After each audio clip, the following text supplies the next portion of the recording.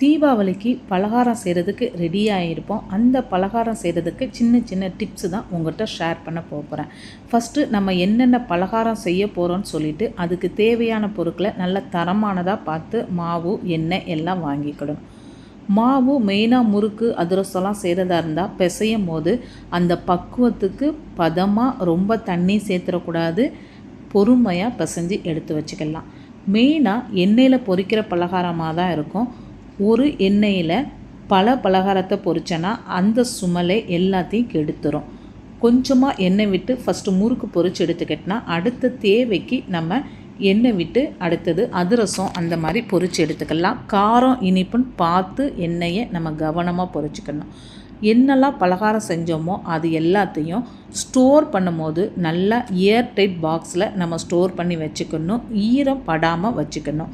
Sweet ரெசிப்லாம் செய்யும் போது இனிப்பு கூடுதலாக போட்டுறக்கூடாது.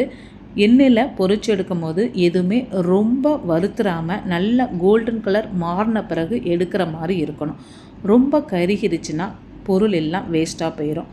மிதமான தீயிலையே நம்ம எண்ணெயை சூடு பண்ணிக்கிட்டே நம்ம பொரிச்சு எடுக்கிற மாதிரி இருக்கும். ரொம்ப கவனமாக எண்ணெயில் பொரிச்சு எடுக்கும்போது தன்னையும் பாதுகாத்துக்கணும். கையில் நல்லா சேஃப்டிக்கு க்ளவுஸ் கூட மாட்டிக்கோங்க. இந்த டிப்ஸ்லாம் பிடிச்சிருந்துச்சுன்னா லைக் பண்ணுங்கள்.